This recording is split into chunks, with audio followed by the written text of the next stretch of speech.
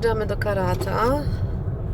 To jest piątek rano, 23 lipca, kolejny dzień naszej podróży, już powrotnej powolutku do Perth. I tutaj jest taki kościół, wystaje. Dziwaczny, ciekawy. I Karratha. Rakieta Muska. O, przed nami. No i taka prawdziwa cywilizacja. Byliśmy w tak dzikiej krainie na tym Cape Clearville. Dziki Cape, a tutaj proszę, Karratha, kols. Ale się stęskniłam za kolsem. Jest, to już jest wszystko dobrze. Alright. Proszę, jak nowocześnie jest w Karratha, ale mamy brudną szybę. Haha. Wyjechaliśmy z Karratha po zrobieniu zakupów i jesteśmy na Dumpier Peninsula, czyli na półwyspie Dumpier, gdzie jest port przeładunkowy. Tutaj gdzieś będziemy mieć caravan park. 3 noce spędzimy. Na razie to tak. Jakie giganty, zobacz.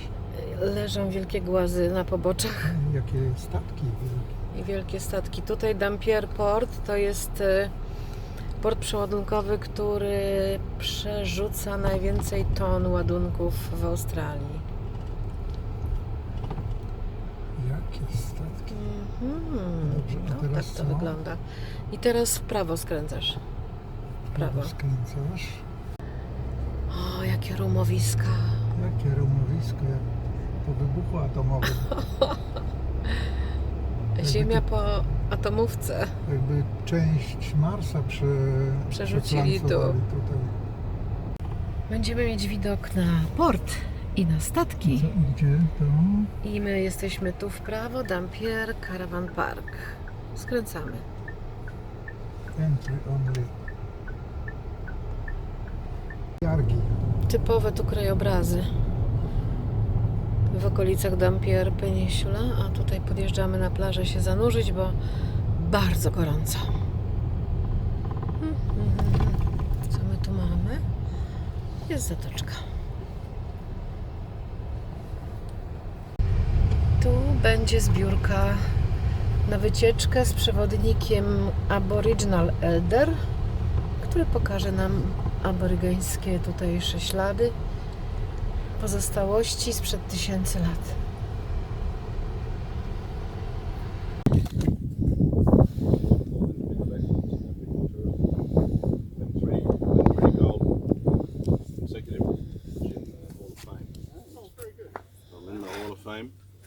And then I won another award called the Best Golden Guide, which means the best tour guide in the state. Literally with the best. We're very lucky. Jestem na miejscu zbiórki, tu stąd wyruszamy z przewodnikami aborygeńskimi. Wyruszamy tutaj pomiędzy te skały, na te gorcze, oglądać ślady bytności aborygenów sprzed 40 000 lat. Ciekawe.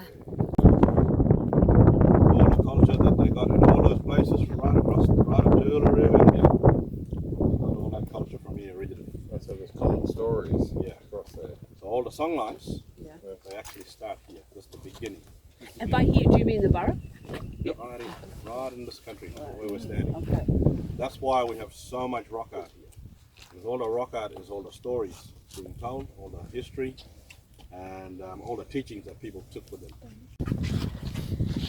So, I'll tell you the story of the Dreamtime story of how we believe the world was created. And this is important because it goes back to the rock art that you can't photograph. So in the beginning, there was nothing, and then this being came to be, and this being we call Mingala. Mingala created everything, the universe, and he made the earth. But it's funny they call it the earth because it was actually water when it was first made. No land, nothing. And then in that one big sea created the first beings, the first humanoids. We say the first Ngaragane.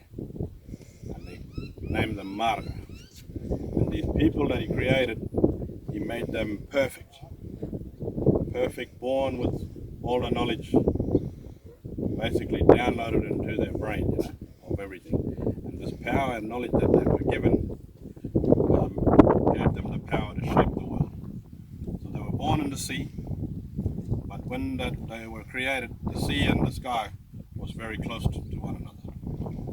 It was like that pretty much. So when they were risen out of the sea, they lifted the sky upwards. That's what they created, was the atmosphere. And then they saw that the world was just all water.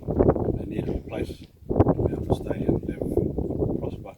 So they lifted the seabed out of the underneath of the earth out of the water, and they lifted it up and created all the land mass.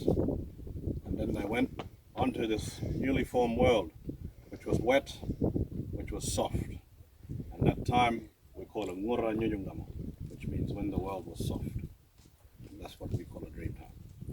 So when that world was soft like that, they could shape it however they saw fit, until they started shaping all the hills, mountains, valleys, etc. And then they started creating life. And so they made trees, plants, everything. They made other spirits, other beings, and then they made all the animals. And then they started to put down laws on the land, and they created sacred sites and everything. And they lived on this world for a long time. But they had enemies. They had these dark spirits who come from underground. When that world was being made, they were formed in the darkness. And these spirits were called Nalyu. And they were jealous of the Marga, and so they used to fight with them all the time. Fight and fight and fight.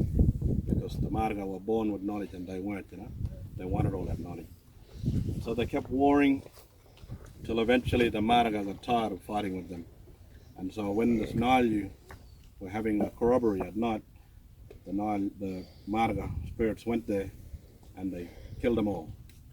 Killed every single one of them except for two brothers. And they took these two, took them from that area, and they felt bad for killing their people. And they said, well, this war started because you had no knowledge. So what we'll do is we will pay you back for taking away all your people from you, and we'll give you all this knowledge we've got. And so they named them Badugadara and told them they will become Yulbur. Yulbur meaning brothers in blood. And so they took them out, initiated them, and then gave them all the laws and all the knowledge that was given to them from Mingala, from God.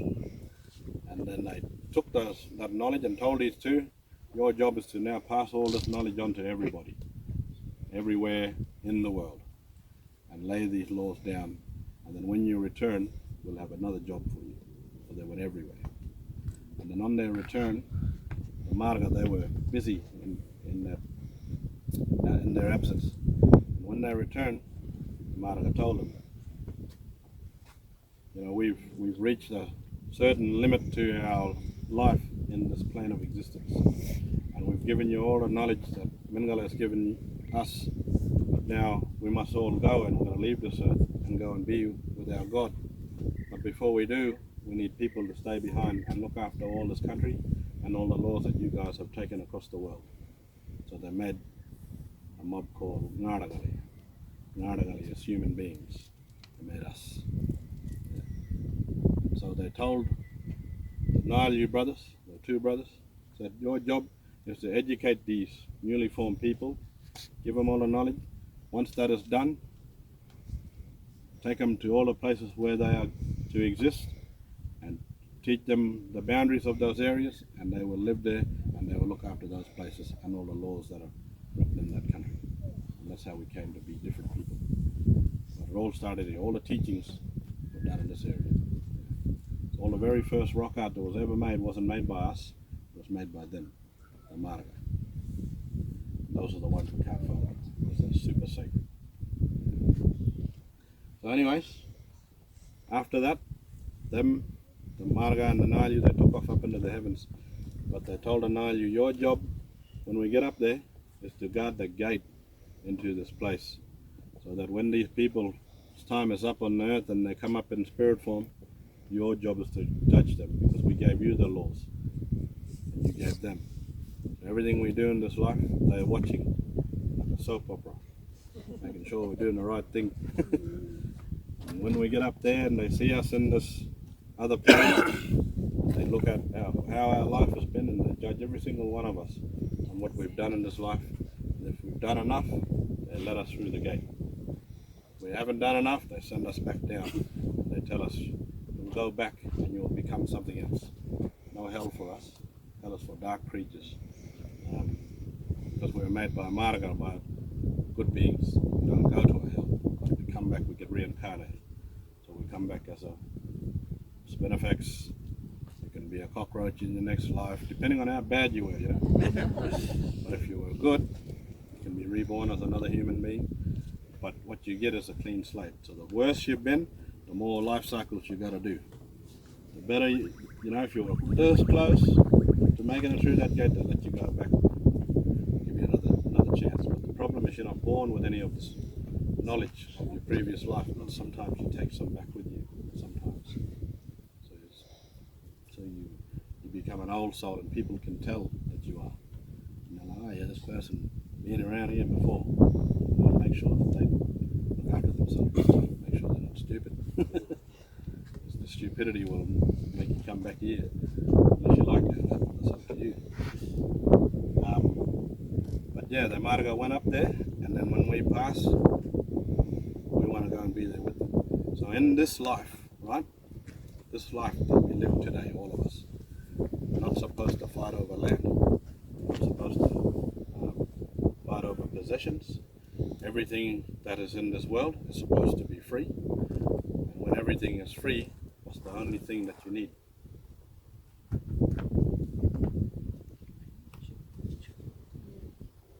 Each other. No, you don't really need each other. That's all come part of the package. That's a package deal. Well, what's the one thing that you can take with you in your death?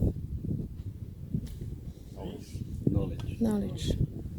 So the only thing you're supposed to hoard is knowledge.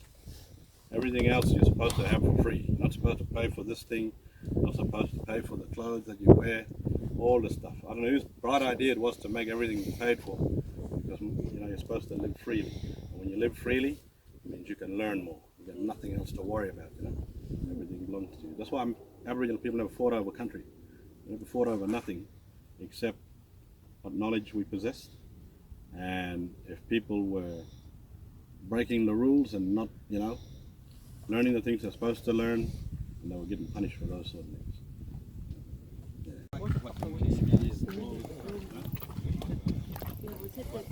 Every chance we get, we'll still die out.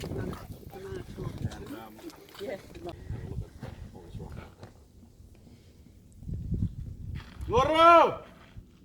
Dina mana nga nguru ngo. Nagalu na nguru. Maja mo ngale. Jebra ngale. Ngana na eja la merba na nguru. Nago ma mani ngale. Ngura nguru alo. Bada bale jare. Bada ngani mago. All burial sites up there. My ancestors. Because they're buried here, their spirits living in this place. We're gonna, you know, make sure that everybody's safe. All spirits are dangerous, whether they're good or bad. They can make you sick. They can harm you. They can cause problems for you. Other rule too is when you go into places, you can't take any stones. Don't pick up any rock. Never take rock out. All the bad luck in the world will come to you then. Do that. So if you ever want anything, what I usually do, I know a lot of people like to collect stones and stuff. I say, you tell me which one you want. If you want it that much, I'll go get it and I'll give it to you. Traditional owner, I've got to give it to anybody who's not from that area. That's the rules. Yeah. So all the rock art here are petroglyphs. They're carvings. None of them are paintings. We don't have any ochre paintings in this area. It's just all carved into the stone. And part of the reason is because there's not a lot of good cave shelters where you can do paintings. Pole, because poles don't look like him. Got a line on his neck. They're very sacred to us. We're not allowed to harm them in any way. There's another figure in there. Yeah, you'll see there's a fish up there. I didn't notice that fish before. So just notice it right now. Pole. Because poles don't look like him. The line. Yeah. And next to him, up on the where his head is, he's got a circle there. You might think that's an egg. And then in a normal case, it is a emu egg when you're explaining about the animal. The devil with the wings and the horn on his head. Yeah. Yeah. No. You don't know that one? Make it feel too. But then you feel the pressure in the atmosphere. You literally feel it.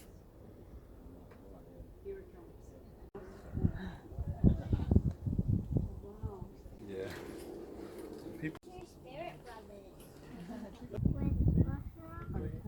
Which is that orange stuff that they...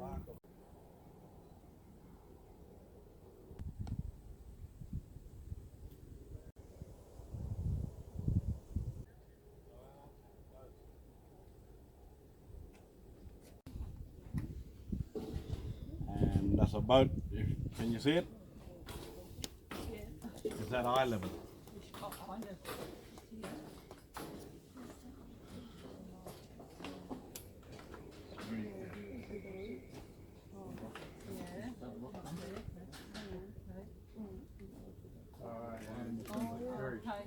Like any other place, like you're in Perth or somewhere, really cloudy, overcast, wet, drizzly, and bloody miserable.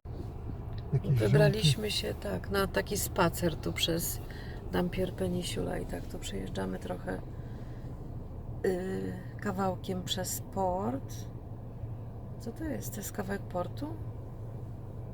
To jest jakaś gazowa instalacja. mi się Gazowa wydaje. instalacja. A generalnie to krajobraz tak wygląda. Takie rumowiska. Głazy. To trzeba być rzeczywiście smakoszem takich krajobrazów. Ja tam wolę inne.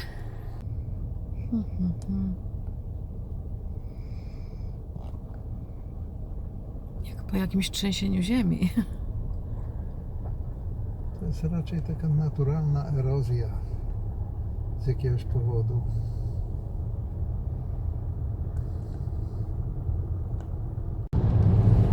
Czy to jest Poczekaj. lodowisko? Nie. To są solanki przy samej drodze. Wygląda jak zaśnieżone lodowisko. Ponieważ tutaj pozyskuje się sól morską. Proszę, jakie solanki. O, tu lepiej widać. Jeszcze lepiej widać.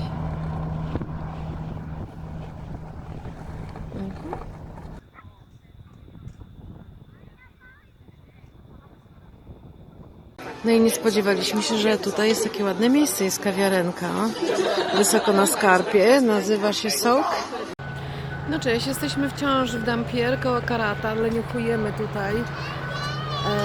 Ale przyjechaliśmy sobie na taką plażę tutaj kultową. Jedyną ładną, bo wszędzie gdzie indziej to leżą gruzy, głazy z rudą żelaza. Tutaj ładnie dla dzieci zrobione pięknie. Ładna woda. O, taki zakąteczek. Tutaj nareszcie się wykąpiemy, bo gorąco. Ajajaj. No i spędzamy tutaj przyjemnie niedzielę. Bardzo fajnie było popływać. Płytka woda, ale fantastyczna. Już byliśmy zgrzani. A w tamtym kierunku jest archipelag, który jak pojedziemy tamtą drogą wzdłuż wzgórz, to coś zobaczymy. A tymczasem jeszcze się delektujemy tutaj, Dumpier, plaża.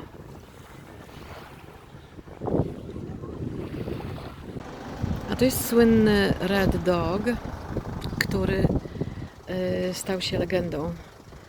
Żył tutaj ten słynny pies na bazie opowieści o jego przeżyciach i podróżach i miłości do swojego pana, którego szukał. różnymi drogami i znalazł. Stworzono film pod tytułem Red Dog. Przepiękny film. Do tego stopnia ten pies tutaj stał się słynny, że zbudowano jego pomnik.